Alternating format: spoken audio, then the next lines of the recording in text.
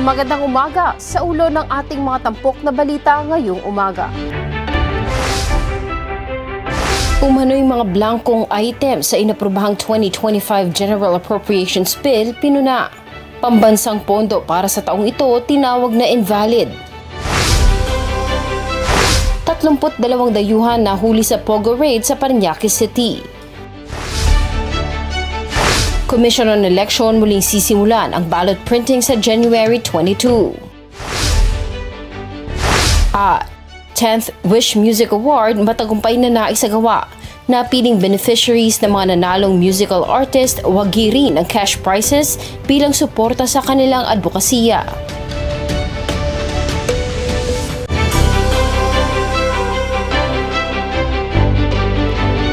Inihayag ni Davao City 3rd District Representative Isidro Ungab ang mga umano'y blankong items sa inaprobahang 2025 General Appropriations Bill ng Bicameral Conference Committee.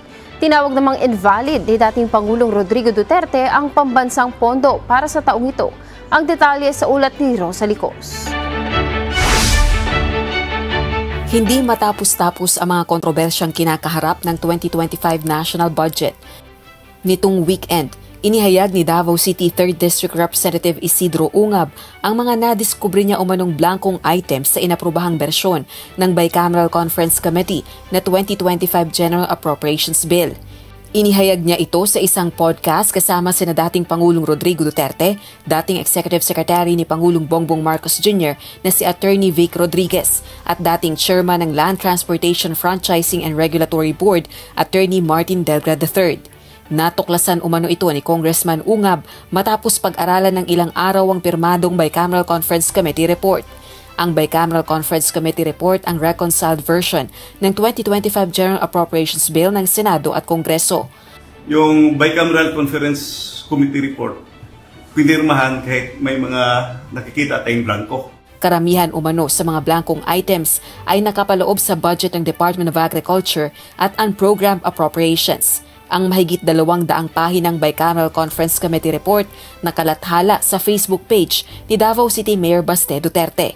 Gayon din ang sinisilip na blankong items na hindi maituturing na typographical, grammatical o printing error. Ayon sa kongresista na naging chairperson ng House Committee on Appropriations sa loob ng ilang taon, ngayon niya lang na-encounter ang ganitong blankong items sa isang Bicameral Conference Committee report. These are not, I would say, ordinary figures because these figures will reach to billions of pesos. Kung isa-isahin natin, I think 13 pages pa yung nakita ko na blanco at saka pati na yun sa unprogrammed appropriations. Niratipikahan umano ng dalawang kapulungan ng Kongreso ang depektibong Bicameral Conference Committee report. Defective yung BICAM report. At bakit pinirmahan ng members? So the House and the Senate ratified defective BICAM report. In other words, apektado yung ating GAA because BICAM report was defective. What was ratified by both houses are defective. Ang daming kulang na blanco. That can be shown in the BICAM report at pirmado. Giit naman ni dating Pangulong Rodrigo Duterte, bunsod nito, maituturing ng invalid ang nilagdaang pambansang pondo ni PBBM. Pagkaputol-putol yan o may kulang, that is not a valid budget for implementation as law. It's not only inaccurate, but I think the budget is in totality invalid. Hindi na pwede mag-blanco-blanco dyan sa pera ng tao. Giit pa nito, kailangang iwasto ito o dapat maipaliwanag sa mga tao. Kung hindi, hihikayatin niya umano ang publikong umaksyon kaugnay nito. I would like to remind Congress, maliho yan. It's invalid. Please correct it. Or record the budget and demanded explanation kung bakit dumating sa inyo yan na ganun kablangko. Otherwise, sabihin ko sa mga Pilipino, huwag na kayo magbayad ng buwis ninyo. Ganun lang naman, pinagsasaya nito kumang na to. Bukod sa mga sinasabing blankong items sa Bicameral Conference Committee Report ng 2025 General Appropriations Bill, kwene-question din ng mga kritiko sa 2025 National Budget ang tinapyasang pondo ng Department of Education at zero government subsidy para sa Philippine Health Insurance Corporation. Rosa Licoz, UNTV News and Rescue. Diyos ang aming sandigan, serbisyo publiko ang aming pinahahalagahan. Nagsagawa ang Armed Forces of the Philippines at US Navy ng 2 araw na maritime cooperative activity noong January 17 to 18 sa South China Sea upang palakasin ang kanilang ugnayan sa depensa. Ayon kay AFP Chief of Staff General Romeo Bronner Jr., mahalaga ang ganitong pagsasanay para sa seguridad ng bansa at kapayapaan sa rehiyon. Sinabi rin ng US Navy na ang aktibidad ay bahagi ng kanilang layuning mapanatili ang malaya at bukas na Indo-Pacific. Naganap ito habang binabantayan ng Philippine Coast Guard ang iligal na aktibidad ng barko ng China malapit sa teritoryo ng Pilipinas. Arestado ang 32 dayuhan sa isang illegal POG operation sa Parañaque nitong Biyernes ng gabi. Ang mga nahuli sangkot umano sa sugal at love scam. Narito ang report ni Ryan Lacanlale. Sunod-sunod na ang isinasagawang operasyon pamahalaan laban sa mga iligal na Philippine Offshore Gaming Operators o POGO sa bansa. Nitong Biyernes ng gabi, sinalakay ng mga kawani ng Bureau of Immigration katuwang ang National Bureau of Investigation ang isang iligal na POGO hub sa gusali ng Asiana Enclave sa Parañaque City. 32 dayuhan ang nahuli na nagsasagawa ng online gaming at scamming operation. Kabilang dito ang 20 Chinese, 11 Malaysian at 1 Cambodian. Batay sa isinagawang surveillance ng Bureau of Immigration, kabilang sa modus operandi ng mga naaresto ay love scam. Mananatili sa kustodiya ng NBI ang mga dayuhan habang pinoproseso ang kanilang deportation. Una nang sinalakay noong 1 linggo ng Presidential Anti-Organized Crime Commission, Philippine National Police at BI ang isang small-scale POGO sa Silang Cavite kung saan 29 na dayuhan ang nahuli. Nauna dito, nasa halos 400 na dayuhan ang nahuli sa Parañaque noong January 8 na pinaghihinalaang sangkot sa scam operation. Ryan Lacanlale, UNTV News and Rescue. Diyos ang aming sandigan, serbisyo publiko ang aming pinahahalagahan. Target ng Commission on Elections sa COMELEC na mailagay sa balota ngayong araw ang 8 kumakandidato para sa 2025 elections na nakakuha ng Temporary Restraining Order o TRO mula sa Korte Suprema. Naritong report ni Dante Amento. 3 pang tumatakbo sa lokal na posisyon ang nakakuha ng Temporary Restraining Order o TRO mula sa Korte Suprema. Isang aspirant sa pagka-vice alkalde sa Limay Bataan, kumakandidatong mayor sa Palumpon Leyte at aspirant din sa pagka-alkalde sa Bukawi, Bulacan. Sa ngayon, 8 na ang may restraining order kabilang ang isang kumakandidato sa pagka-senador na ipinag-utos ng korte na isama sa balota. Ayon naman kay COMELEC Chairman George Erwin Garcia, susundin nila ang utos ng Supreme Court. Hindi pa naman anya sila nagsimulang muli sa pag-iimprenta ng mga balota kaya walang problema hinggil sa mandato ng kataas-taasang hukuman. Dagdag pa ni COMELEC spokesperson John Rex Laudianco, pagkatapos ng pagbabago sa Election Management System o EMS, Automated Counting Machine o ACM at Consolidation and Canvassing System o CCS, idadagdag ng kanilang Law Department ang 8 mga pangalan sa balota pagkatapos ng gagawing trusted build ngayong araw. Pagkatapos nito ay ang pag-generate ng bagong 1,667 ballot paste template bukas at kasunod nito ang formal na pag-iimprenta ng mga bagong balota. Dante Amento, UNTV News and Rescue. Diyos ang aming sandigan, serbisyo publiko ang aming pinahahalagahan. Sa kaugnay na balita, magbabalik operasyon sa pag-iimprenta ng mga balota para sa 2025 elections ng COMELEC simula sa Miyerkules, January 22. Ayon kay COMELEC Chairman George Erwin Garcia, gagamitin nila ang lahat ng makina sa National Printing Office upang matugunan ang pagkaantala sa pag-imprenta ng balota na target sanang matapos sa April 14. Dagdag pa nito, bagamat may karagdagang gasto sa muling pag-imprenta, may mga contingency measures ang COMELEC upang matugunan ang mga ito. Si Sinusuportahan ng Samahang Industriya ng Agrikultura o SINAG ang inaasahang deklarasyon ng Department of Agriculture na food security emergency. Ayon sa grupo, hindi lang ito makatutulong sa mga consumer, makatutulong din ito sa mga lokal na magsasaka dahil sa kanila bibilhin ang pamalit na stock ng National Food Authority. Ayon kay SINAG President Rosendo So, maganda rin ang timing ng deklarasyon dahil panahon ng pag-aani sa huling bahagi ng Pebrero habang peak naman ng anihan pagdating ng Marso.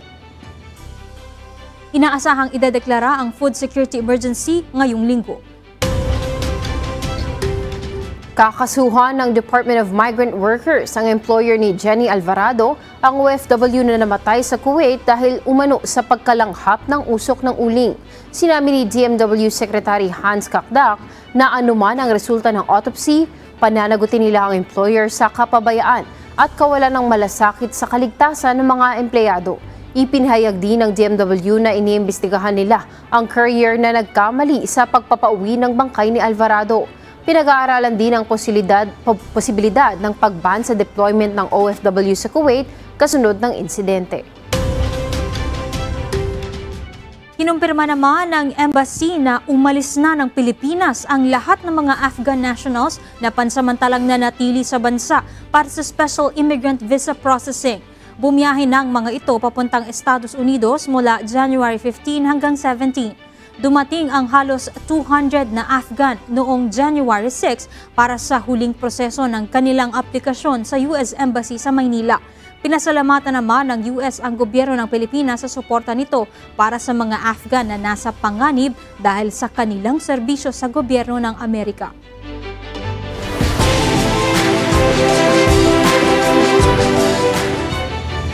Mahigpit na tinututukan ang mga paghahanda sa Washington, D.C. para sa inaugurasyon ni Donald Trump sa kanyang pagbabalik bilang Pangulo ng Estados Unidos. Para sa detalye, may ulat si James Buntuyan live.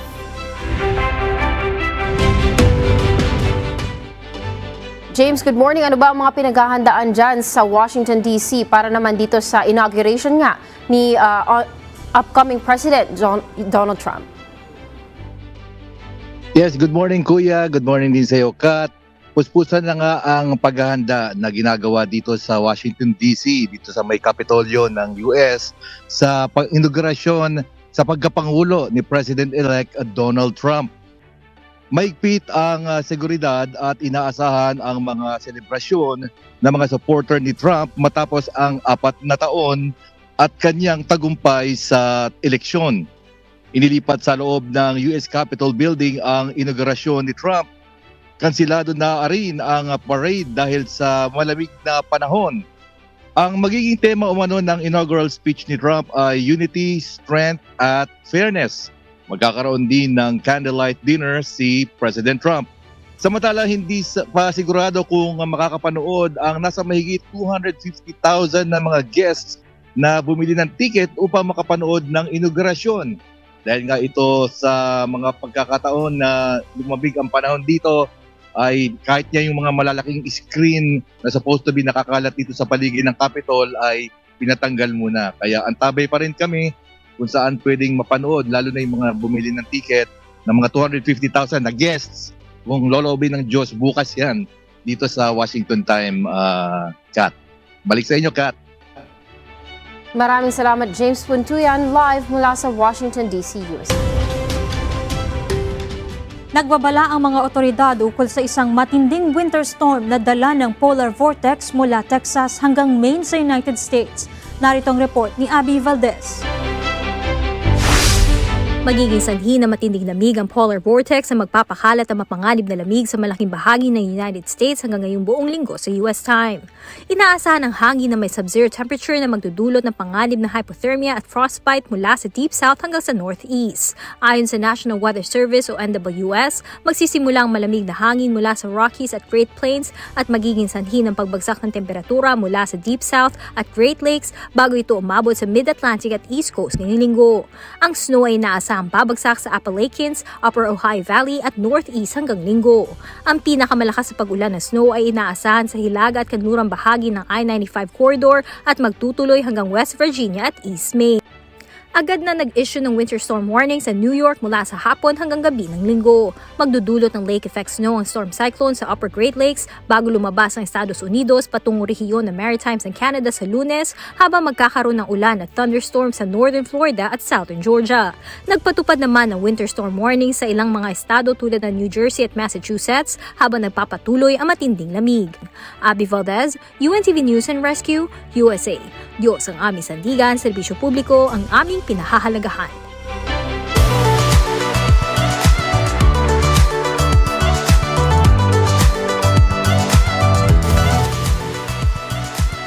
Naman po ang lagay ng trapiko sa iba't ibang lugar sa bansa.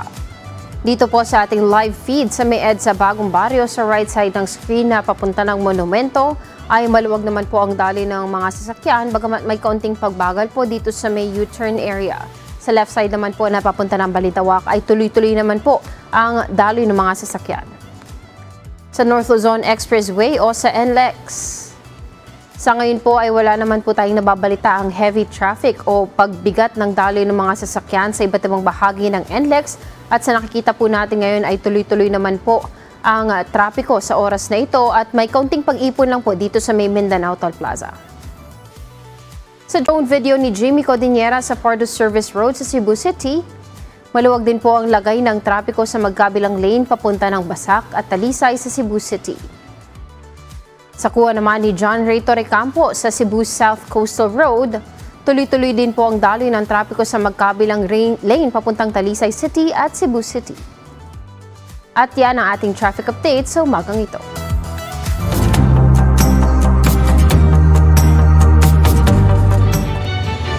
Tinukoy na ng Commission on Elections sa COMELEC ang 4 na lugar sa probinsya ng Masbate na itinuturing na areas of concern. Gayunman, sinabi ng COMELEC Masbate na sapat ang puwersa ng pulis at militar na magbabantay sa nalalapit na national at local elections sa Mayo. Narito ang report ni Jerry Galiso. 4 na lugar sa Isla Masbate ang nabibilang na areas of concern ng Commission on Elections o COMELEC Masbate para sa nalalapit na halalan sa Mayo. Ito ay mga bayan ng Claveria at San Pascual sa Isla ng Burias, Munisipalidad ng Baleno at Siyudad ng Masbate. Ayon kay COMELEC Masbate Provincial Supervisor Attorney Alberto Cañares III, ang 4 na lugar ay pasok sa 3 pinagbabatayan ng komisyon para sa ilalim sa areas of concern. Batay na rin ito sa initial assessment ng Philippine National Police at Armed Forces of the Philippines sa mga naturang lugar. Yung sa Burias, yung Claveria, San Pascual. Dito naman sa mainland, yung Masbate City at saka Baleno. Yung kasi meron silang yung presence of private armed groups, intense political rivalry, at saka history ng political violence. Yun yung 3 sa mga pinagbabatayan. Sa ngayon, area of concern yan. Nothing is final yet. Kung pa lang yan, initial assessment ng PNP at saka AFP. Tiwala naman ang COMELEC Masbate na mababantayan ng puwersa ng militar at pulisya ang 4 sa 21 munisipalidad at syudad sa Isla Masbate sa papalapit na eleksyon. Since 4 lang sila, so may posibilidad na hindi na siguro magdagdag ng pwersa dito. Kasi nga 4 lang out of 20 municipalities and 1 city. So I hope maging manageable para hindi natin hindi na tayo mga ilangan magdagdag ng pwersa dito. Ayon naman sa bago upong Provincial Director ng Masbate PNP na si Police Colonel Jefferson Araujo, isang hamon para sa mga pulis Masbate ang pagpapanatili ng kaayusan at katahimikan sa nalalapit na halalan. Talagang kulang sa numero ng pulis at Masbate. Mas maganda kung meron galing augmentation sa region. Pero sabi ko nga, it is a challenge na gagawin ng Masbate PPO na pulis Masbate lang ang gagamitin para sa eleksyon. So, malalaman natin ngayon sa mga darating na panahon kasi ilang buwan pa naman. So, sa ngayon, nakikita ko kaya ka ng Masbate Police Provincial Office. Sa taya ng COMELEC Masbate may mahigit 880 cluster precinct at nasa 600,000 na ang rehistradong botante sa 3 isla ng Masbate. Jerry Galicia, UNTV News and Rescue. Diyos ang aming sandigan, serbisyo publiko ang aming pinahahalagahan. Isang 28 anyos na lalaki na nahawaan ng Clade 2 Mpox virus ang naitalang unang kaso ng sakit sa Baguio City. Ayon sa Baguio City Health Services Office, na kumpleto na nito ang isolation at idineklara ng recovered noong January 17, 2025. Payo ni Baguio City Mayor Benjamin Magalong sa publiko, palaging sundin ang mga health protocol tulad ng pagsusuot ng face mask, physical distancing at tamang ventilasyon upang maiwasan ang pagkalat ng sakit. Nakatakdang isagawa ngayong linggo ang groundbreaking ng basic airport facilities sa Mati, Davao Oriental. Resulta ito matapos magpulong ang Provincial Government of Davao Oriental. Inaasahang magsisimula ang full construction sa katapusan ng Enero ngayong taon. Ang proyekto ay nasa 87.9 million pesos ang halaga. Kabilang sa facilities na itatayo sa loob ng paliparan ang fire station building, terminal building, 40 to 50 vehicles parking area at elevated water tank. Kung sakaling mabuksan na ang airport, malaking tulong aniya ito sa ekonomiya at turismo ng Davao Oriental. Maghahatid hindi lamang trabaho pati business investments sa probinsya.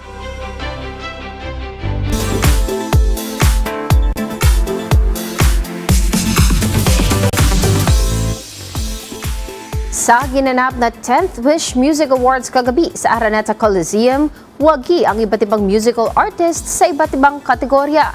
Kasabay nito, binigyan din ng cash prizes ang mga napiling foundation organizations ng mga nanalong performing acts. Ang detalye sa report ni Evan Alvarez.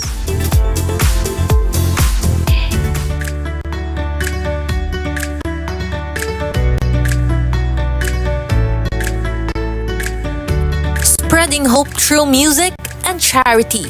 Yan ang advocacy ng nag-iisang Wish 1075 sa pamagitan ng Wish Music Awards na nagbibigay buhay sa iba't ibang top-notch Filipino music artist. Kakambal nito ang isang malaking charitable event. Taon-taon dito sa Wish Music Awards, hindi lamang pagbibigay ng mga parangal para sa original Filipino music o OPM artist ang highlight ng event, kundi pati na rin ang pamamahagi ng charity sa mga napiling beneficiaries ng mga musical artists. Mula sa diverse sectors, sari-saring charitable organization ang pinagpilian ng mga ito upang maging recipient ng 100,000 pesos cash prize sa bawat category na kanilang napanalunan. Pinakamaraming pumili sa Philippine General Hospital o PGH Medical Foundation Incorporated, gaya ng mga winning artist na SB19 at Cup of Joe, pati na rin sina Yang Constantino, Dionella at SB19 Pablo. Ayon kay Miss Gloria Rio, finance officer ng nasabing foundation, tinutulungan nila ang mga pasyente sa PGH na walang kakayahan na makapagbayad ng hospital bills. Kaya naman malaking tulong ang cash prizes na kanilang makukuha upang maging additional funding sa kanilang foundation. Well, it's actually a big help for those patients in need. So, since our cap per patient is around 10K, so mga 10 beneficiary ang makakakuha ng medical assistance from PGH Medical Foundation. But of course, this is from Wish 107.5. Isa naman sa mga napili ng BINI na nagwagi ng Wish Pop Song of the Year sa kantang Pantropiko at Wish Popclusive Performance of the Year para sa kantang Karera, ang Philippine Food Bank Foundation Incorporated, na ang nangungunang advokasya ay ang pagsugpo sa gutom sa pamamagitan ng pagkokolekta ng surplus food at pagdodonate ng mga ito sa mga marginalized communities. Ayon sa presidente nito na si Mr. Rafael Torres, first time nilang makatanggap ng ganitong klaseng offer at galing pa sa Wish 1075.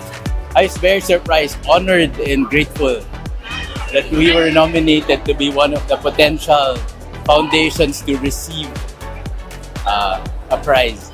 Samantala, siniguro naman na Wish 1075 innovator Kuya Daniel Razon na bukod sa paghahatid ng musika na nagbibigay ng inspirasyon at pag-asa sa bawat isa, ay mananatili din central effort ng Wish 1075 ang paggawa ng charity sa kapwa. This is our way of supporting their charitable cause. We believe that no act of kindness is too small. It's why, for the past decade, we've been persevering to become not just a music platform. For the past 10 years, we have upheld our commitment to becoming a platform where both music and charity are celebrated. We wish to be instrumental in changing lives through songs and various acts of charity. Sa unang dekada ng Wish 1075, iba't iba ng milestones ang nakamit nito bilang isang FM radio station. Sa kabila nito, kasama ang iba't ibang partners sa music industry, charitable organizations at lahat ng wishers sa buong mundo. Marami pa ang nais magawa ng Wish 1075 sa mga susunod pang mga taon. Ivan Alvarez, UNTV News and Rescue. Diyos ang aming sandigan, serbisyo publiko ang aming pinahahalagahan.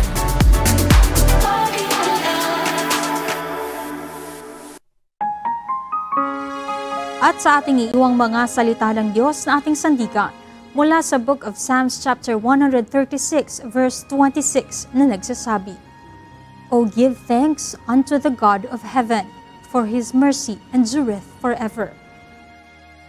O mangagpasalamat kayo sa Diyos ng langit, sapagkat ang kaniyang kagandahang loob ay magpakailanman.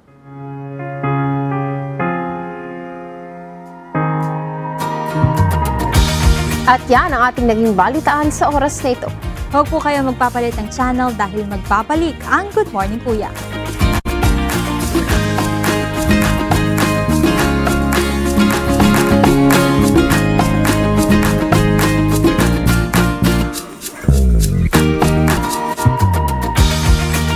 Good morning, Kuya! Happy viewing po ulit sa lahat ng nakatunin sa ating programa ngayong Monday morning. At para sa mga kababayan nating nakaantabay, narito po ang ating advisories for today.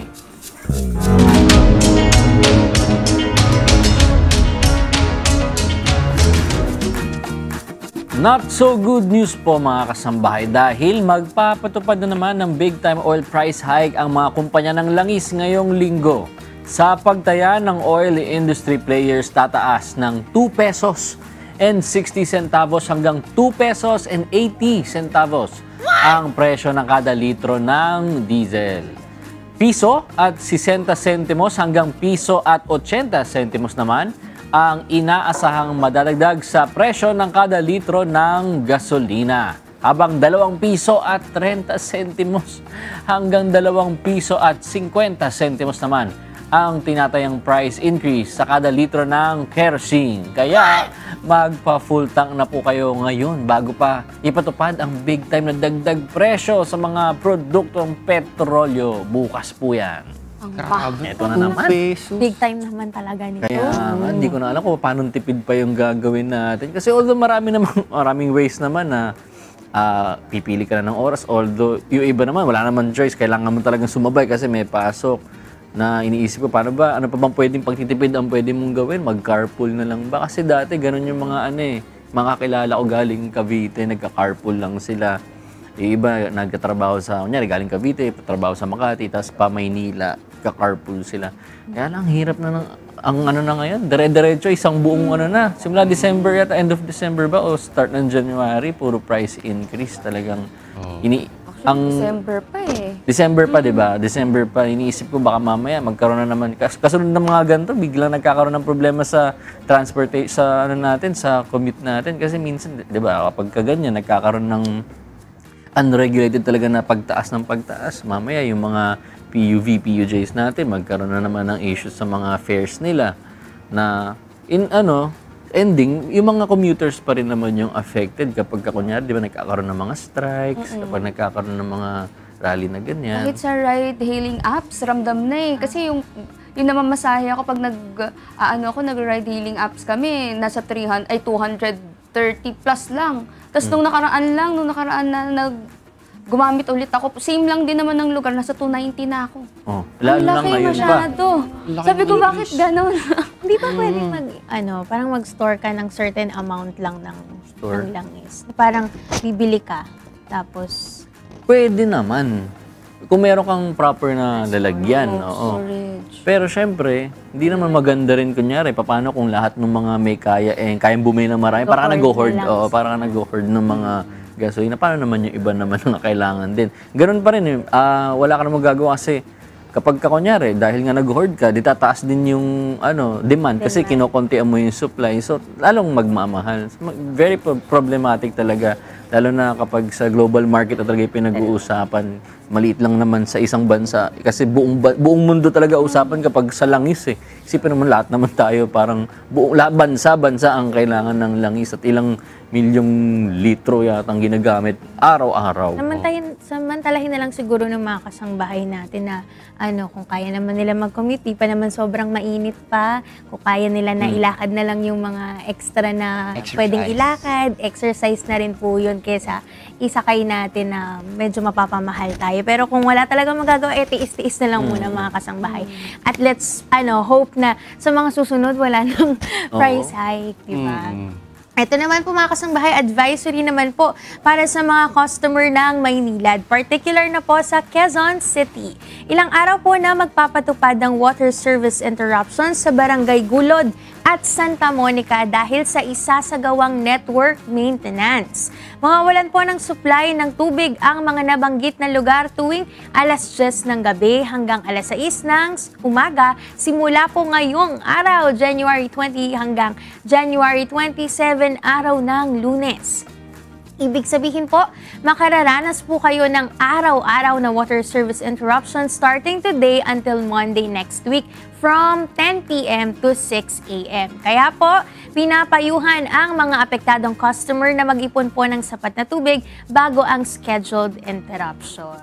Maganda rin naman yan na kahit papano may network maintenance kasi ibig sabihin meron silang inaayos, gusto nilang i-improve yung linya ng mga tubig. Pero siguro kung madalas nagkakaroon ng ganitong interruption, baka signal na rin to dun sa Maynilad na baka kailangan talaga completely na ayusin para hindi naging nagkakaroon ng water service interruption. Pero siguro ang silver lining na lang kasi 10 p.m. to 6 a.m. Pahinga naman ng mga tao yun kung properly nakapag-imbak tayo ng tubig. Hindi naman na masyadong parang inconvenience para sa inyo mga kasama. Makapag-ipon sila like kunyari after nila sa work, ganyan. Kasi ganyan din sa amin madalas yung water interruption lalo na ngayong buwan kasi yung namin mismong bahay namin, yung mismong tapat na kalye is ginagawa talaga. So traffic sa amin ngayon. So at least may mga reminders na ganito na may oras kung kailan yung interruption para may oras din tayong makapag-ipon. Meron nga kaming mga kapitbahay na bumibili na sila ng mga storage kasi pa to since December pa. So medyo matagal-tagal yung mga pag-aayos. Pero yun nga, mai-improve kasi yung mga serbisyo dito para sinasabi rin sa amin ng mga workers na nakakausap namin doon ng mga taga Maynilad na after po nito siguro mas malilesen na yung mga water interruption sa Las Piñas binabanggit sa amin. Kaya lang siguro, konting tiyaga lang kasi mag-i-improve din talaga yan. Diba? Saka ingat lang din dun sa pag-store ng tubig kasi diba magiging uso na naman yung mga lamok-lamok na yan, yung pagkakaroon ng dengue. So, yung mga iniimbak natin na tubig, make sure din natin na nag-iikot-ikot siya. Kumbaga, hindi lang siya nakastore doon tapos hindi mo nagagalawin. So, mas maganda napapalitan pa rin siya. Yun yung gamitin natin, yung mga na-store. Tapos kapag may tubig, ipunan na lang din ulit para wala tayong mga stagnant na mga water. Kailangan silyado. Kasi di ba papasok na rin tayo sa tinatawag na La Nina kung saan kumbaga magtatag-ulan. Kunwari tag-ulan na, magtatag-ulan. So, i-make sure natin na mga silyado nga yung mga garapon. Kasi may nangyari din sa amin before nung mga tag-ulan. Meron kaming containers na akala namin nakataob. So, hindi pala. So, siya, kumbaga, nakatayo, nakaganon. So, di namin namalayan na napapasukan siya ng tubig dahil sa tubig ulan. So, nagkaroon ng maraming lamok sa face namin. Tapos parang hindi kasi siya ganon kadali natanggalin yung mga lamok-lamok. It takes time din. So, nagpausok pa rin kami. So, ayun, kailangan make sure natin yung mga simpleng mga garapon, yung mga containers na akala natin na kalat na lang, pwedeng malagyan ng tubig, baka magkaroon pa tayo ng dengue, di ba? Yung cause ng dengue. Kapag naipon na yung mga lamok pala dun sa isang lugar, kasi pag nabugaw mo siya ng kung ano lang, ng walang chemical, kakalat lang yan. Makakapag-cause pa nga ng dengue. Kaya maging ano po tayo, maingat sa mga ganito. Ngayon naman po, traffic advisory naman sa Quezon City LGU. Asahan po ang pagbagal ng daloy ng trapiko sa paligid ng Amoranto Sports Complex bukas, January 21, 2025, around 8 a.m. po yan. Ito ay dahil sa isa sa gawang groundbreaking ceremony para sa football field project. Nakaantabay naman at magtutulungan ang mga tauhan ng Traffic and Transport Management Department at Department of Public Order and Safety para po maisaayos ang inaasahang pagbigat ng daloy ng trapiko sa nasabing lugar. Pinapayuhan po ang mga motorista na dumaan muna sa mga alternatibong ruta para hindi po maabala. Ayan, sa mga kumbaga nearby dyan sa Amoranto Sports Complex. Kung di ako nagkakamali, sa Scout Reyes, medyo malapit dyan. Tapos meron ding may mall din na dyan, kumbaga pinupuntahan din ng mga tao and may mga hospitals. Kaya make sure po natin, bukas yan, 8 a.m. Kumbaga ang start po ng ceremony. So mag-adjust na po tayo, maghanap na tayo ng mga alternative na ruta para di po tayo maabala, lalo na kapag may mga events tayo na kailangan on time tayo, 'di ba? Para hindi tayo ma-hassle. Kasi naalala ko rin before may ganyang nangyari sa akin. Pero ang naman is nagkapatong-patong, so may water interruption sa amin sa bahay. Tapos meron pang ganitong may mga ceremonies kasi 'di ba ceremonies hindi natin minsan nababalitaan agad-agad din. Kinabukasan na pala. So yun, nangyari sa amin parang events na sobrang late namin na nakakaya 1 hour. So kaya nakakahiya. Naalala ko lang. Kaya make sure natin na sa school ba yan? Sa school Pumasok pa naman dun sa subject na yun. Pumasok sa hiyan. Pero yun nga, make sure natin na alam din natin yung mga alternative routes na pwede natin puntahan. Wala pa tayong good news. Oo nga. Ito na. Good news na. May hatid tayong good news naman para sa mga Pasigueño na kukuha po ng bar o board licensure examinations ngayong first quarter ng taon. Dahil bukas na pong muli ang application period para makakuha ng financial assistance mula sa Pasig City Local Government. Maaaring magpasa ng application requirements hanggang sa February 14, 2025, alas 4 po yan ng hapon. Paalala lamang po, dapat ay makapagsumite kayo ng application requirements bago po ang inyong examination schedule. Maaaring magsumite ng hard copy ng inyong requirements matapos mag-apply online. Kung meron po kayong concerns o iba pang katanungan, pwede po kayong magpunta sa tanggapan ng Pasig Scholarship Office sa Pasig City Hall Complex sa Caruncho Avenue. O magpadala po ng mensahe naman sa Pasig City Scholarship Office Facebook page o kaya ay mag-email sa scholarshipoffice@pasigcity.gov.ph. Pwede rin po kayong tumawag sa landline number na 8643-1111 local 1142. Maganda itong ino-offer nila na financial assistance para sa makukuha ng bar tsaka ng board examination. Kasi nakita ko doon na hindi lang taga-Pasig yung pwedeng makakuha. Even hindi taga-Pasig na nag-aral sa Pasig. Okay. So, kailangan nag-aral ka at least high school or college sa Pasig para makakuha ka rin ng assistance sa kanila. Kailangan mo lang ng proof na yung diploma mo, nag-graduate ka sa school na yon or nag-aral ka sa school na yon. So, kailangan mo lang ipakita sa kanila. Tapos, open naman siya sa lahat ng mga Pasigueño kahit saan ka naman nag-aaral. So, basta taga-Pasig ka naman nakatira. So, ang ganda ng opportunity na binibigay na to ng Pasig, ha? Basta sa kanila nag-aral or doon nakatira sa Pasig, pwede po kayong makakuha ng scholarship or ng financial assistance mula po sa kanila. Naisip ko nga kasi, usually kasi pagka kunyari, after nilang gumraduate sa Pasig, usually lilipat sila ng school eh. Usually mga schools nasa Maynila.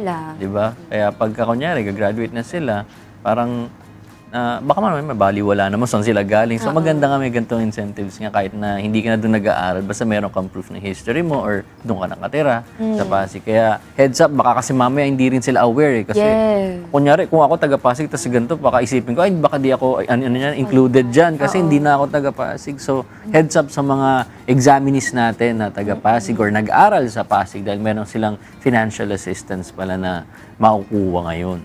Mabigat-bigat din yun. Tsaka malaking bagay yung mga financial assistance, lalo sa panahon ngayon nabalitaan natin, may mga price increase. Yes. So, ang sunod niyan, kumbaga, yung pag-angat naman ng mga presyo ng mga pagkain, ng mga bilihin, kaya maganda may mga ganito pang mga financial assistance. Di ba, lagi naman natin nababanggit yung mga iba't ibang financial assistance dito sa mga elders, PWDs, pero ito sa mga examinees, no? Kaya maganda na hindi lang, kumbaga, at least nakapag-study, no?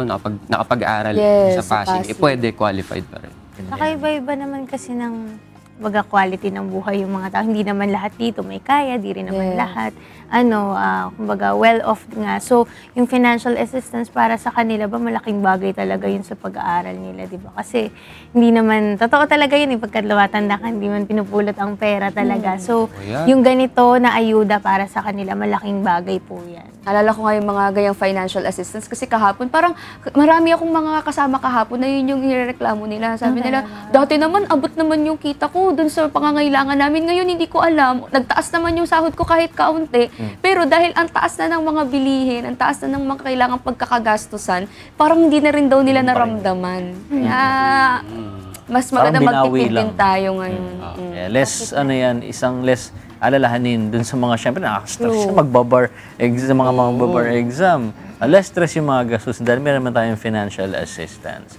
Mga kasambahay, yan po ang ating advisors for today. Ngayon naman, magbalik tanaw tayo sa ating kasaysayan. Taong 1979, naganap ang isa sa pinakamalubhang hostage crisis sa kasaysayan. Ito ang pagkabihag sa mahigit 60 US citizen sa Iran. Ang hostage crisis na ito ay tumagal ng 444 na araw. Balikan natin ang pangyayaring ito sa ating Today in History.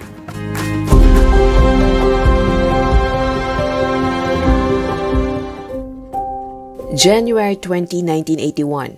Sa araw na ito ay nagwakas ang Iran hostage crisis at pinalaya ng mga hostage taker ang mga bihag na American citizen. Taong 1978 nang magkaroon ng mutiny at revolution sa Iran na naging sanhi ng pagpapatalsik sa pwesto ng Iranian Shah na si Mohammad Reza Pahlavi. Enero ng 1979 ay tumakas ito at nagtungo sa Egypt, Morocco, Bahamas, Mexico at sa huli ay sa Estados Unidos upang ipagamot ang lymphatic cancer. Nang sumunod na buwan ay nagbalik sa Iran ang political at religious leader na si Ayatollah Ruhollah Khomeini matapos ang 14 na taon sa ibang bansa. Ngunit ang pagpapahintulot ng Estados Unidos na makapasok sa kanilang bansa ang pinatalsik na siya ay labis na ikinagalit ng mga Iranian militant student. At noong November 4, 1979 ay puwersahang pinasok ng mga ito ang US Embassy sa Tehran at hinostage ang 66 na tao doon at hiniling ang extradition ng dating pinuno.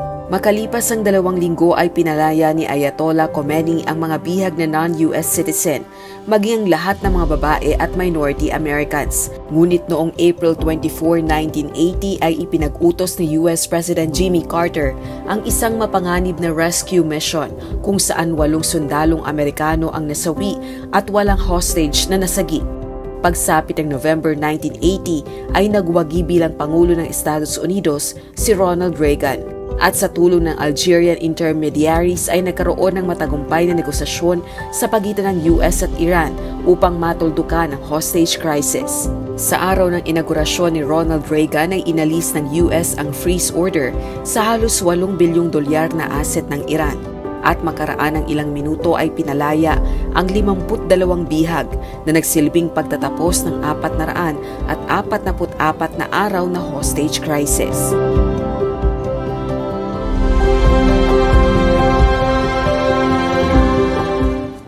Grabe itong nangyari na to. Actually nga, after nung nangyari na hostage sila nung 1979, April ng 1980, gaya nga nung nabanggit natin, gumawa naman sila ng paraan para kahit paano mailigtas nga itong mga kumbaga mga rescue mission. Nagkaroon ng rescue mission para mailigtas itong mga na-hostage. Tinawag nga nila yung parang Operation Eagle Claw. Tapos, ang daming nangyari that time, may mga nasira ng mga helicopters, pang sagip dito sa mga tao na to. Tapos nagkaroon ng sandstorm, nagkaroon ng helicopter crash. Kaya may mga namatay ng mga servicemen that time. So, talagang binatiko si Jimmy Carter nung mga time na to, yung kanyang administrasyon, na parang magsasagip kayo ng buhay ng mga tao, ng mga US citizen na dyan sa sa bansa na yan, parang hindi naman kayo prepared. Parang hindi nyo napagandaan mismo yung even yung location, ano yung pwede nyo kaharapin. So grabe yung ginawang pambabatikos sa kanila. Kaya nga, ang laki daw nung pagbabago na nangyari nung nakapasok na itong si Reagan. Kumbaga siya na yung pumalit as US President. Tapos nga, yun nga, yung na-freeze yung mga assets kasi, merong hawak na assets ang US galing sa Iran. Yun nga, nasa 7.8 billion, kung hindi ako nagkakamali. So para mapakawalan itong mga na hostage, in-unfreeze nila yun para maibalik naman sa kanila yung mga tao. So, kahit pa paano, nagkaroon naman ng pagbabago. Kaso nga lang, halos ilang araw, isang taon halos, di ba? Kasi patapos na yung 1979, tapos hanggang January ng 1981, lagpas isang taon din na talagang natago doon or na hostage doon yung kanilang mga citizen. Pero yung sa binabanggit mo, Tini, no? Kasi before sila ma-release itong mga hostages, the previous months, yung October, November, yan yung presidential election ng US. So meron silang tinatawag na naging theory, October surprise theory daw. Na ito siya, political event siya sa US na major event siya na parang yung mga nangyari dun sa event na yun, pwedeng scandal siya, pwedeng crisis, or pwedeng unexpected lang daw na revelation na parang maaaring makapag-sway ng ng decision-making ng mga taong boboto. Kasi November yung, yung actual na election eh. So parang nung October daw, mayroong theory sila na sinasabi na nakipag-deal daw itong si Ronald Reagan sa mga Iranian hostage takers na parang maganda yung binigay niyang deal para huwag pakawalan daw itong mga hostages. Huwag pakawalan kasi term pa ni Jimmy Carter yun. So, kung napakawalan yung mga hostages sa term ni Jimmy Carter, ang mananalo si Jimmy Carter kasi parang yun nga yung October surprise theory na parang siya last minute na parang masusway yung yung decision making ng mga tao. So, ang parang very strange daw na nung na-release etong mga hostages, yun din yung day naman na inaugurate si Ronald Reagan. So parang may theory na gano'n. Meron nga yung binabanggit na kumbaga yung image daw ni Carter talagang sobrang nasira dito kasi yung may mga media outlets daw before na talagang sobrang na-highlight yung katulad nung nabanggit ni Tina yung Operation Eagle na under ni Carter kasi yun, under ng presidency pa ni Carter na failed yung mission, 'di ba? May mga casualties, walong Amerikano yung kumbaga yung casualties dito. Tapos kasama pa yung pinag-usapan sa media na yun nga is kumbaga yung merong isang title nga doon na parang 24/7 news siya. Tapos ang title nung parang updates or news, America held hostage. So ang daming nakaapekto sa image ni Carter ng impact sa media tapos yung operations pa niya. Tapos yun nga yung nabanggit ni Ira na napakawalan siya sa term ng Reagan. So parang may mga sinasabi rin sila na sobrang naapektuhan yung sa halalan nila ni Reagan siya ni Carter dun sa previous na mga nangyari sa kanya. Syempre, di ba yung impact din nun kapag ikaw as president tas may mga failed missions ka. Kumbaga yung image is balik sa'yo. Kumbaga yung impacts. Kaya ang dami ring mga allegations na nangyari. Tapos yung mga kumbaga yung mga kumuha sa mga diplomats sa embassy, mga estudyante pala, mga students sila, tas mga followers ng isang parang religion if I'm not mistaken. Tapos after nga nito, after na makidnap or makuha yung mga diplomats sa embassy, parang nabalitaan worldwide na yung kumbaga yung vulnerability ng mga diplomats sa embassy na when it comes to security. Kaya after daw nun, yung mga security measures sa mga embassy, kasi syempre diplomats, mga napaka-importanting mga tao, parang representative sila ng isang country. Tapos, kumbaga, dapat talaga enhance or talagang tight ang security. Kaya nabalitaan din yan worldwide. Pero kasi malalim na kasi history din talaga ng Iran and US before, bago pa alam ko during World War din kasi magkakampi. Allied forces din kasi ang Iran during World War. So simula doon yung relationship nila hanggang nagkaroon ng Cold War. During Cold War naman parang ang nagiging sentimento kasi ng Iran, para lagi silang nagiging ginagamit yung bansa nila, ganon. Kasi nga sa gera, yung mga tao nila yung nagagamit, resources nila yung nagagamit. And during the Cold War, kaya parang yung ibang mga citizens ng Iran nagkakaroon na ng dissatisfaction sa allied relationship nila kasi Kakampi nyo lang kami sa kahirapan. Parang gano'n, kakampi mo lang kami sa kahirapan. Parang gano'n din sabi lang. Kapag maganda na yung nangyari, parang hindi ramdam ng mga tao. Lalo na nung nagkaroon na ng oil, ng pag-mine ng oil sa lugar nila. Na iniisip na dapat nga nagiging mas progressive yung bansa namin. Dapat nararamdaman ng mga tao yung pag-asenso ng bansa nila. Kaso lalo nagkakaroon ng gap dun sa may hirap at mayayaman dun sa bansa dahil na rin sa corruption.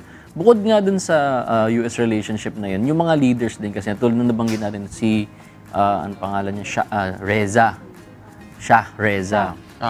Isa siya sa mga kumbaga kakampi kasi ng US na yun yung binabatikos ng mga tao na masyadong kampi sa Western powers yung Shah nila na against nga sila dun sa westernization ng bansa nila kasi parang laging nagiging under na sila ng bansa. Sila na yung nasusunod. Parang ganun yung sinasabi nila. Na bukod pa dun, yung corruption, nakikita nila na wala sila napapala dun sa mga resources ng bansa nila. Parang yung mga marataas na opisyal lang yung na nakikinabang. Kaya isa yun sa mga driving force nila. Kaya ba't nila nagawa yung gantong klaseng act para marinig sila at ipakita nila na ayaw na nila ng Western influence. Kaya very influential nga at saka very controversial nga tulad ng mga nababanggit yung mga kwento itong nangyaring Iran hostage na to. 444 days, di ba makakalimutan ng mga tao, di ba? So, siya talagang tumatak to. Pero at least naman kahit paano na-release naman yung mga hostages. Pero yun nga lang talaga yung trauma din kasi na naiwan sa kanila. Kawawa sila. Pero yan, hinga-hinga na tayo mga kasangbahay. Lipat na tayo sa ibang topic. Dahil dito po, sa atin sa Pilipinas, marami pa rin po ang mga nagtatrabaho na matatanda. Sabi po ng iba, mas parang magkakasakit daw sila kapag wala silang ginagawa. Gaya po ni Mang Narising na ayaw pa rin tumigil sa pamamasada ng kanyang jeep kahit na may edad na siya. Katwiran niya, kaya pa naman niya at nag-iipon siya para sa kanyang apo. Pero paano kung may lumapit sa kanya at humingi ng tulong, ibibigay kaya niya ang pinaghirapang ipon na para sa kanyang mahal na apo? Panoorin natin dito sa ating Kristiyano Drama.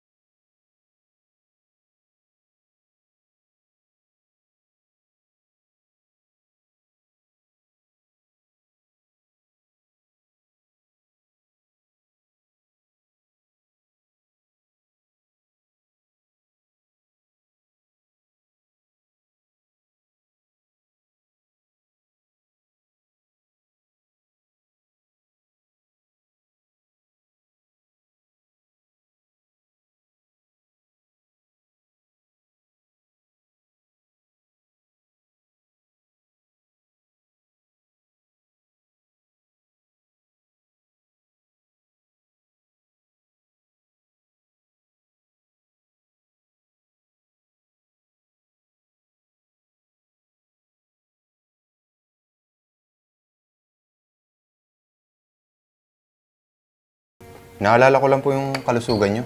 Okay lang yan, anak. Kasi mas okay din sa akin na mamasada. Kasi pag nandito lang ako sa bahay, baka mabilis ako manghina. At saka nag-iipon ako para sa apo ko. Tay, may trabaho naman po ako. Sumasapat naman po sa atin yung kinikita ko eh. Salamat anak sa pag-aalala mo, pero kaya ko pa. Kaya ko pa mag-drive. Malakas pa ako, bata pa ako. Sige po, kayo po ang bahala. Basta tayo ha, Magsabi lang po kayo kung may nararamdaman kayo, ha? Okay. Baka mo. Sige po, tikman niyo po yung apretada. Sarap po yan.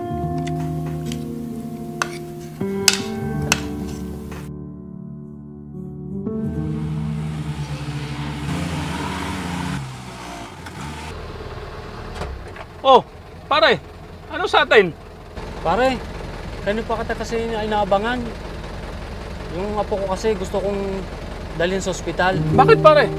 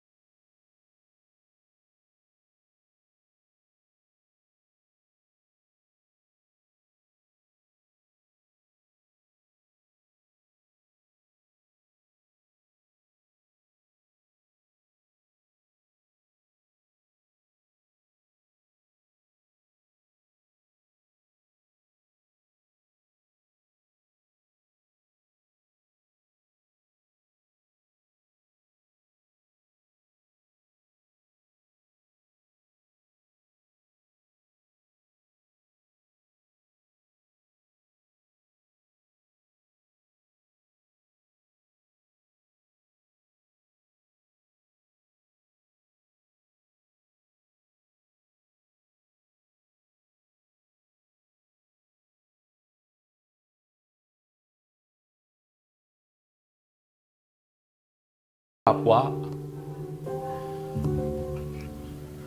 Tandaan mo anak, ang naawa sa dukha, nagpapautang sa Panginoon. At saka, hindi imposible sa Diyos na maingatan ng anak mo. Na apo ko. Hayaan mo lang yon. May awa ang Diyos.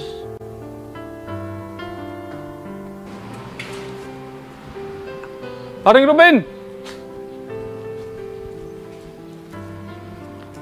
Ito pare, dali mo na agad sa ospital yung apo mo para mapagamot na. Salamat pare. Bayaan mo pag nakalugluwag. Babayaran na kita. Okay lang pare.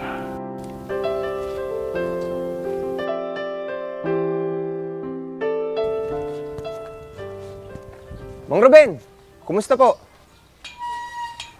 Saan po tayo ngayon? Eto, papunta na akong ospital. Ilalabas ko na kasi yung apo ko. Magaling na kasi siya. Ganun po ba? Salamat naman po sa Diyos at magaling na po ang apo niyo. Pasabi na rin kay paring Narsing. Maraming salamat sa mga nitulong niyo sa amin. Nako, Mang Ruben, huwag po kayo magpasalamat sa amin. Sa Diyos po tayo lagi magpasalamat. Salamat po sa Diyos. Bayaan niyo pag nakaluwag-luwag. Babayaran ko po lahat ng naging utang ko sa inyo. Huwag niyo na pong alalahanin yun. May awa po ang Diyos. Ang mahalaga po, magaling na po ang apo niyo. Sige po. Tara na po. Sabay na po tayo. Sige po.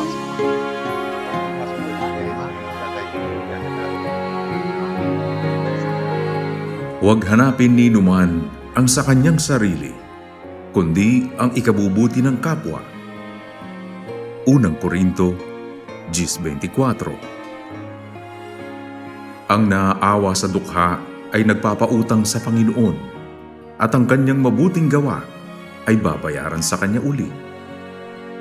Kawikaan 19:17.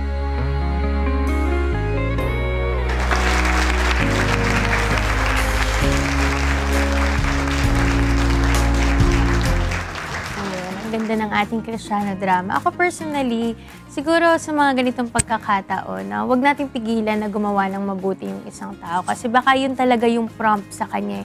Yun yung pananampalataya niya na ang Diyos naman ang nagbigay sa kanya kung anong meron siya. Eh kung naibigay niya yun sa iba or gusto niyang ibigay yun sa iba, kung nananampalataya naman siya na hindi siya pagkukulangin ng Diyos, hindi siya pababayaan ng Diyos, hayaan natin siya makagawa ng mabuti. Kasi katulad dito, no, sinabi niya na ang naaawa sa dukha, nagpapautang sa Panginoon. Ang ganda nun eh, di ba? Parang kapag tayo nagpakita tayo ng awa, yun din yung sinasabi ng Biblia, nakakaawaan din tayo ng Panginoon. Lalo, di ba, kung binigay natin ng mula sa puso yung isang bagay, nagpakasangkapan tayo sa katwiran ng Diyos, sobrang ganda nun na ang Diyos yung magbabalik sa atin. Parang sobrang simple lang yung nang naibigay mo, tapos nagpautang ka sa Panginoon, eh ang Diyos yung may-ari ng lahat ng bagay. Ano pa yung kaya niyang iganti sa'yo? Kaya mga kasangbahay, hindi po tayo lugi kapag tayo po gumawa tayo ng mabuti, nagpakasangkapan tayo sa Diyos kasi ibang klase po yung magiging ganti sa atin ng Diyos. Hindi man dito natin maranasan yan, pero meron tayong aasahan sa Panginoon. Talagang magtiwala lang tayo sa Kanya. At syempre, ipakita natin yung buong pananampalataya natin sa Kanya. Huwag tayong masway ng ibang mga, yung emosyon natin or yung ibang sinasabi ng tao. Huwag nating pakinggan yung ganun. Kasi kung alam naman natin talaga na buong puso tayong nananampalataya dun sa salita niya, manghawak po tayo sa pangako ng Diyos. Kasi maawain po ang Diyos, mabuti siya, ang kagandahang loob niya, magpakailanman, di ba? Tsaka, bukod nga dun sa sinasabi mo na lesson dito sa K-drama natin, na isipin nga natin na lahat naman yun galing sa Diyos, di ba? Lahat ng mga meron tayo. Kaya pag kunyari, magbibigay tayo, parang isipin mo, hindi naman din sa akin to, parang binigay lang din naman sa akin to ng Diyos. At kung mawala man to, ay galing naman sa Diyos, tapos nakikita ng Diyos, sumusunod tong sumusunod sa akin to, bakit naman hindi ka pwedeng bigyan niya kung ano man yung nawala sa'yo dahil nga sumunod ka sa Kanya? Parang, yun nga, yung sabi mo na hindi ka malulugi, na wala kang lugi kapag sumunod ka sa Diyos, na lagi kang may maaasahan. Kasi minsan inisip na, baka mamaya ako mawalan. Kapag kunyari, nagbigay ako naman yung mawawalan, wala na ako magagamit. Pero kapag may kasama ka naman Diyos, may Diyos naman na nagmamalasakit sa'yo, di ba? Parang, ako, niisip ko, parang mas higit pa yon sa pera na may magmamalasakit sa'yo na Diyos. Ang Diyos mismo nagmamalasakit sa'yo. Kasi minsan, may pera mo minsan, di mo rin nagagamit eh. Di ba? Kahit na kunyari sa mga pagkakataon na gigipit ka, minsan hindi pera yung sagot, di ba? Sa Diyos ka pa rin lalapit. Kaya mas importante na meron tayong Diyos kaysa yung sa pera yung natin, yung pag-aasa natin. Oo, tsaka yung paggawa din ng mabuti, no? Hindi naman siya talagang komplikado na gagawin, wala naman talagang requirements. Kumbaga yung abot lang sa mga kaya mo, tapos may opportunity na nasa harap mo, you have the power to do it, di ba? I-grab natin yung chance. Kasi nga, di ba, laging sinasabi sa atin na hindi tayo laging may opportunity na makatulong sa kapwa. Kaya kapag meron tayong in front of us, may mga ganitong opportunity, gawin na natin. Kasi di ba, tayo rin na magbe-benefit dyan in the long run. Alam naman natin yung mga hinihintay natin, di ba, sa future. And with that, since nabagit natin ang paggawa ng mabuti dahil Monday po ngayon, kamustahin natin ang isinasagawang weekly medical mission ngayong araw sa Doña Orani, Bataan. Naroon po si Brother Melvin Arbo. Good morning po, Brother Melvin. Yes, good morning sa iyo, Brad Ian, at sa inyong lahat dyan sa studio, at syempre sa ating Kuya Daniel, at sa lahat ng ating mga kasangpay all over the world. At tayo ngayon ay patuloy po na naglilingkod, bukas ang ating MCGI Clinic, dito po sa Pulangco Street, Barangay Doña Orani, Bataan. At ito po mga nakikita niyo po dito ngayon, Brad Ian, sila po ngayon ay nag-aantay na lamang po ng kanilang turn para po sila ay tawagin sa kanila pong pagpapakonsulta, medical consultation, at pati na po yun sa kabila naman yung ating mga sa optical naman. Yan. At sa umaga pong ito, Brad Ian, sila ay nakapag-agahan naman na. Meron po sa kanilang nakapagkapi na rin, yan. Napaglingkuran na po natin ng kanilang mga masarap na agahan, yung ating mga pasyente po sa ating MCGI Clinic. At kaya naman tuloy-tuloy po yung ating pong mga kasangbahay na nandito lang naman po sa paligid-ligid ng Bataan. Kayo po ay inaanyahan po namin. Ngayon po ay past 8 pa lamang, hanggang 9 o'clock pa po ang ating registration para sa ating mga mapaglilingkuran sa umaga pong ito. Gaya po ngayon, sa umaga pong ito, meron tayong makakapanayan po dito. Siya po ay taga Mandama, Hermosa, Bataan. Ayan. Anong oras po kayo dumating dito at anong pangalan niyo po pala muna? Sa 4:30 po kami. Pangalan niyo? Mary Rose Pabor po. Sino po ang magpapakonsulta po sa inyo, magpapacheck up? Mga dalawang anak ko po. Mga 6 years old tsaka 4 years old po. Bakit po kailangan ipacheck up po sila? Inuubo po kasi ito, inuubo po. At tsaka may hingal po siya. Ayun, may ubo, saka may hingal. Kaya kailangan po ma-check up ng ating doktor para sila ay maresetahan po ng gamot. Ayan. Salamat po sa Diyos. At kayo po ay nakarating po dito ngayong umaga pong ito. Kumusta naman po ba ang inyong experience dito po sa ating MCGI Clinic? Okay naman po. Maasikaso po yung mga crew po dito. Salamat po. Salamat sa Diyos. Ano? Salamat sa Diyos. Ayun po, Brad Ian, siya po ay isa po sa ating pasyente po sa umaga pong ito na ating paglilingkuran. Nakapila na po sila para po sa pediatric consultation naman sa ating mga medical doctors dito sa ating MCGI Clinic. At bigay ko rin po kagad, Brad Ian, ang ating update dito po sa ating MCGI Clinic sa Barangay Doña, Orani, Bataan. As of 7:30 pa po ito. Ngayon po ay as of 7:30, meron na po tayong a total of 124 na mga nakapagpatala na po at napagsiservisyoan po natin sa umaga pong ito. Ang 38 po dyan ay galing po sa medical adult consultation. Ang 12 po dyan ay pediatric consultation naman. At ang ating dental ay meron po a total of 28 at ang 10 po dyan ay bunot ng ngipin. Ang 11 po dyan ay cleaning o linis ng ngipin. At yung 7 po dyan ay libreng dentures naman ang i-avail. At yung ating optical po, meron na po silang 32 na mga napaglilingkuran. At ang legal po natin, andito rin po ang ating mga kapatid na abogado, si Atty. Ruth, andyan po. Ay meron na rin po silang naitatala po na 3 na kanila pong kausap na may mga legal concern. At yung ating pong libreng gupit, meron din po tayong libreng gupit, meron na pong 11 po yan. At alam natin, ito po ay badadagdagan pa dahil ngayon po ay pasado alas 8 pa lamang, 8:11 to be exact. At hanggang 9 o'clock pa po yung ating pong registration. Kaya tara, samantalayin nyo na po yung mga nakakapanood po sa atin, nandito lang sa malapit.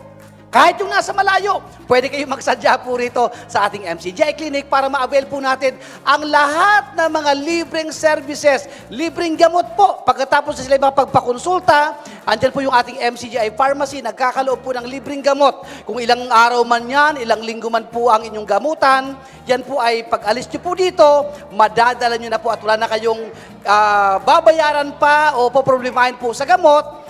Dahil dyan po ay libreng ipinagkakaloob po dito sa ating MCGI Clinic. Ayan.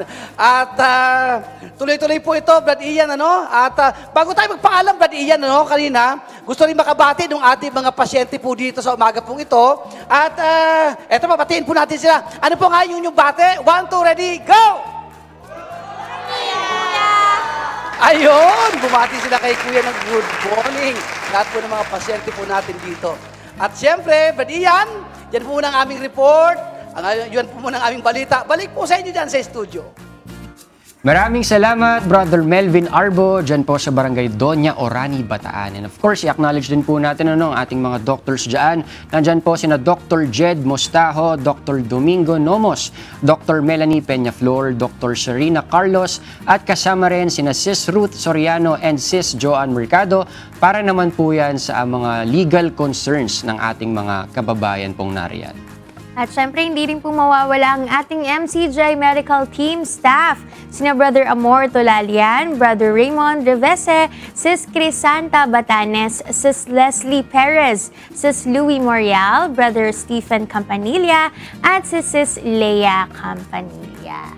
Yan, lagi talaga silang nag-volunteer, no? Kaya pinagpapasalamat natin sa Diyos na naturuan tayo ng pagkakaisa. Yes. At syempre, Ira, hindi naman dyan din nagtatapos yung ginagawang pagtulong ng MCGI dahil may mga ginagawa pa tayong pagpunta sa iba't ibang mga lugar naman na hindi naman naaabot ng marami na mga na tumutulong din. At bilang bahagi nga po ng patuloy nating pag-abot sa mga nangangailangan, isang medical mission ang isinagawa ng Members Church of God International at UNTV sa Barangay Pamplona 1 sa Las Piñas City. Ito ay bilang tugon sa kahilingan ng pamunuan ng barangay para malingap ang kanilang mga mamamayan. Panoorin po natin ito. Natutuwa nga ako, nagpapasalamat at mayroong gamot na libre. Unang-una, yun nga, wala akong pambili na may natulungan at nabigyan ako.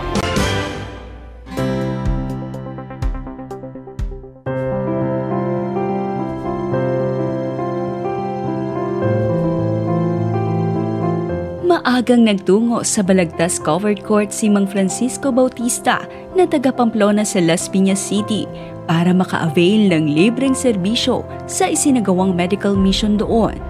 Ibig niya sanang kumonsulta sa doktor kaugnay sa kanyang karamdaman. Yung sa prostate, yun ang iniinda ng katawan. Yun ang iniinda ko. Sabi nila, sakit na raw ito ng matanda. Dating construction worker si Mang Francisco, pero dahil sa sakit ay tumigil na ito sa pagtatrabaho at umaasa na lamang sa maipagkakaloob ng kanyang mga anak. Hindi na niya kapiling sa ngayon ang mga ito dahil may kanya-kanya ng pamilya. Tanging ang kanyang asawang kasama niya sa bahay, pero ito man ay may karamdaman din. Cancer. May cancer na siya. Ayun. Pero naka-recover pero mahina pa rin. Laking tuwa niya nang mabalitaan na may libreng check-up sa kanilang lugar para sa katulad niyang may edad na. Natutuwa nga ako, nagpapasalamat at mayroong gamot na libre. Unang-una, yun nga, wala akong pambili na may natulungan at nabigyan ako. Medyo luha ko, mababaw. Kaya medyo ko. Isa pa sa napaglingkuran ng medical mission ng UNTV at MCGI ay si Emeline Bilalo. Ayon kay Emeline, sabay-sabay silang mag-iina na nagkaroon ng karamdaman, kabilang ang mag-aapat na buwan niyang sanggol. Sa halip na magtungo sa isang private clinic, ay minabuti niyang magtungo sa medical mission para makatipid.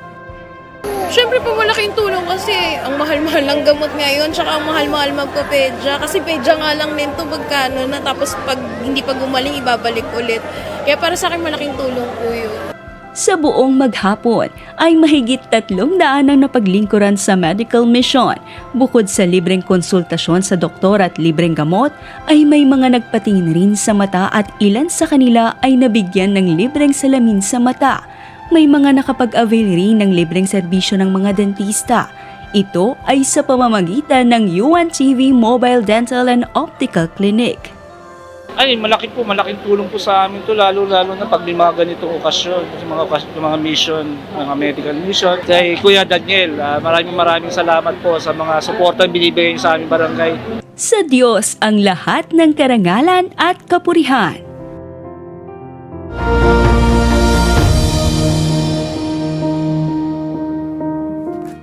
Diba? Salamat sa Diyos. Kasi yung mga natutulungan natin, karamihan talaga naman dyan yung mga walang kaya diba? Walang kaya sa buhay. Na minsan titiisin na lang yung sakit para hindi na sila mapagastos. Pero salamat sa Diyos kasi sa ganitong mga ginagawa natin, hindi na sila gagastos, diba?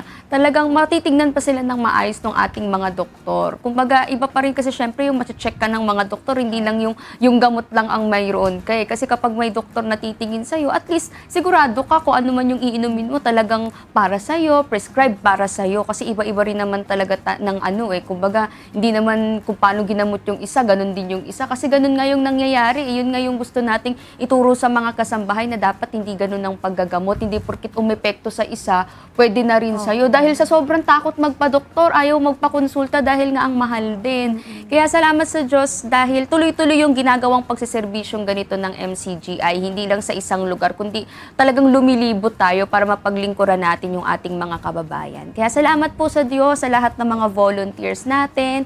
Wala man doon na hindi man talaga sila doktor or kaya mga talagang nasa medical field, yung tumutulong basta makapag-assist sa mga tao, sa lahat. No? Even yung mga tao sa likod ng mga nagagawang ito ng MCGI, sa mga walang sawang tumutulong, nakikibahagi kahit sa pinakamaliit na paraan. Salamat po sa Diyos. Kasi naisip ko nga, kung yung mga matanda kasi tulad natin, madaling magtiis ng mga sakit pero yung mga bata ng kawawa kasi pagka may masama na nararamdaman, ay yung mga magulang kahit na gustong ipagamot, yun nga, wala. Kaya maganda may mga, kahit sa mga pedia tayo ng mga sa medical missions natin, meron silang pwedeng i-avail para sa mga kasambahay natin. Ito, punta naman tayo sa ating mga trip, mga kasangbahay, para naman sa mga kasambahay natin na na-miss agad ang bakasyon pagkatapos ng holiday break. Merong lugar na babagay sa inyo dahil malapit lang ito sa Metro Manila at sigurado makakapag-unwind kayo. Kung saan yan, panoorin nyo sa Trip Ko To.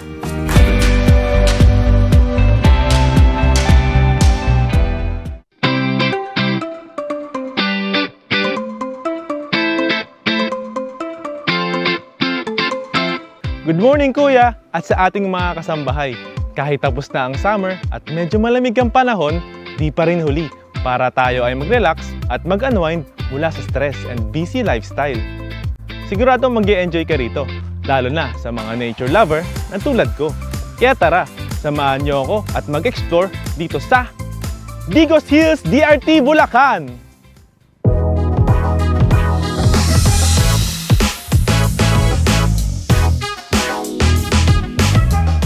Ang Digos Hills ay matatagpuan sa Doña Remedios, Trinidad, Bulacan. Para makapunta rito ay maaaring by motorcycle sa mas mabilis na biyahe, pero mas maluwan kapag naka 4-wheel private vehicle. Hindi naman mahirap ang kalsada dito dahil sementado na ang inyong mga dadaanan. Searchable na rin naman ang Digos Hills sa Google Maps, kaya iwas ligaw na din tayo. Andito tayo ngayon mga kasambahay sa Digos Hills. Konting trivia lang, alam nyo ba na ang DRT ang pinakamalaking municipality dito sa Bulacan dahil 1/3 ng probinsya ang sinasakop nito. Ito ang maaaring natin gawin para mag-enjoy rito. Step 1. Kung alone time o me time ang pinunta mo, pwede mag-rent ng tent for camping purposes for 100 pesos only. Diba? Abot kaya? Kung di ka naman komportable na matulog sa tent, nag-o-offer din sila ng TP house na may balcony to give the perfect view ng sunset. Price range starts from 1,000 up to 2,000 pesos, depende kung ilang oras ang pagstay nyo dito. But it is 200 pesos per hour.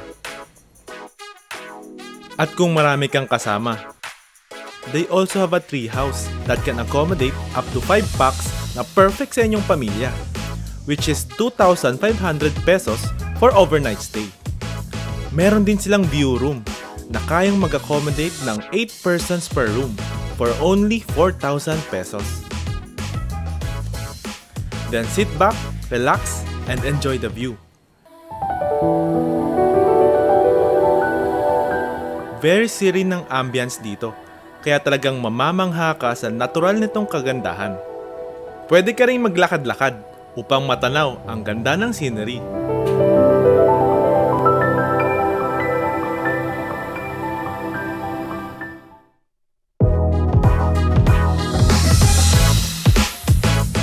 Step 2. Maaari din ninyong i-avail ang kanilang swimming pool na may overlooking view ng kabundukan ng Sierra Madre. Para sa mga outgoing at naghahanap ng extreme sport activities, pwede ninyong subukan ang motocross riding. Pero paalala lang mga kasambahay, always wear safety gears para sa inyong kaligtasan.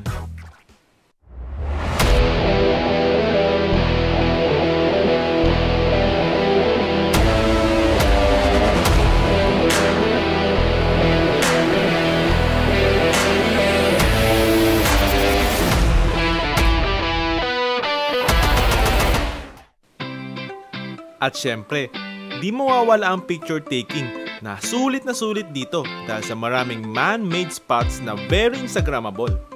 Kaya sulitin na ang mga group photos at selfie.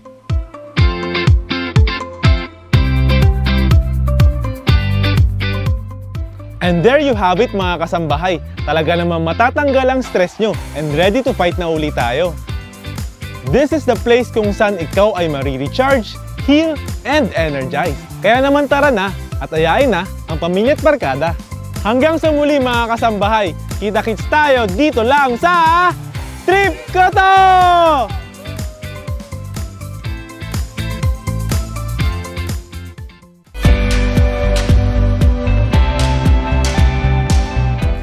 Shout out sa ating Bulacan production team kila James De Leon, Elite De La Cruz, Andrea Dorupa, Jude Lastrolio, Joselito Garcia, Denver Habat, Kenneth Manalang, Nate Loayon, Dan Valentin, Genesis Guillermo, Ian Macalanda at Aaron Gallardo. Shoutout sa inyo. Maganda yan, kakaiba naman. Maiba naman kasi iba, bundok ang punta, dagat ang punta, dito lang. Ito malapit lang sa metro lang. Basta may sasakyan ka daw. Pero pwede naman pala yung motor din eh. pwede rin niya yung motor. Kaya pwede kami ni Ian dyan. Uy, angkas lang ako.